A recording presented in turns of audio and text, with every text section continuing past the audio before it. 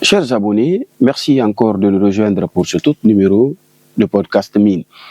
Aujourd'hui, nous allons vous parler des structures du secteur extractif enrichies d'exemples concrets en Guinée et à l'échelle internationale. Vous entendez souvent parler de sociétés minières, de conglomérats, de consortiums, de compagnies, ainsi de suite. Donc, à cet effet, nous allons vous décortiquer et vous dire qu'est-ce que c'est qu'une société minière et quels sont les exemples sur l'échelle internationale. Nous allons commencer par la société minière. La société minière est une entité opérationnelle qui détient les titres miniers selon en tout cas la légalité ou les codes miniers dans les États et gère le site au quotidien. En Guinée, par exemple, la loi impose souvent que ces sociétés soient de droit guinéen même si leurs capitaux sont étrangers. Par exemple, en Guinée, nous avons eu dans le temps GAC, Guinea Alumina Corporation, et si nous revenons un peu sur le plan international, il y a au Congo, bien sûr, la société minière de Bakwanga, Miba.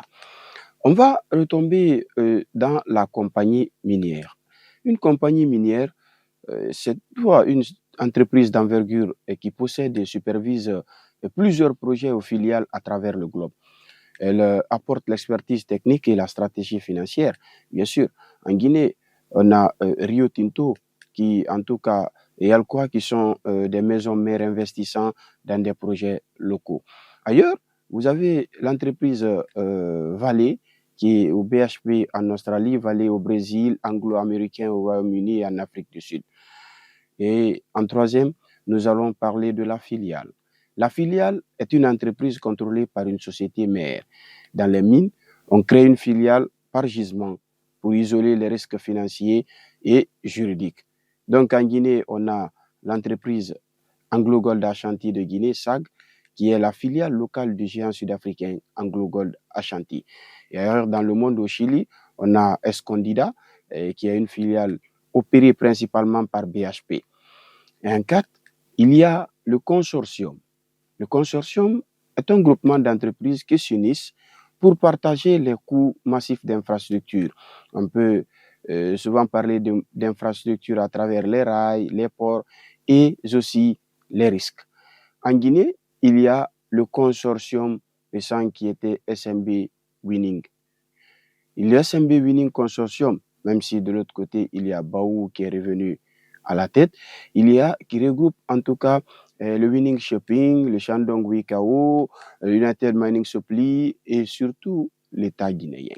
Donc, le projet Simfer avec Rio Tinto, Chalco, Chinalco et l'État guinéen pour l'exploitation du fer de Simandou, d'ailleurs à la tête des plus grands projets miniers à travers le monde, bien sûr. Et ailleurs dans le monde, il y a le consortium TCO. TCO, le Tengier Chevroil au Kazakhstan, associant Chevron, ExxonMobil et l'État kazakh dans le secteur des hydrocarbures. Et enfin, il y a le conglomérat. Le conglomérat est un groupe diversifié dont les activités touchent à plusieurs secteurs industriels, notamment les mines, les banques, logistique, énergie, donc de façon variée. En Guinée, nous avons le groupe Winning International Group, qui n'est pas seulement dans les mines, mais aussi dans le transport maritime et la logistique mondiale. Ailleurs, dans le monde, il y a Greencore Suisse, qui est à la fois producteur minier et l'un des plus grands négociants de matières premières au monde. Et nous allons parler de Mitsubishi, qui est une corporation, Mitsubishi Corporation au Japon, qui possède des divisions dans l'automobile, la finance et les ressources minérales. Alors, la question est de se poser pourquoi ces structures impactent-elles le développement local?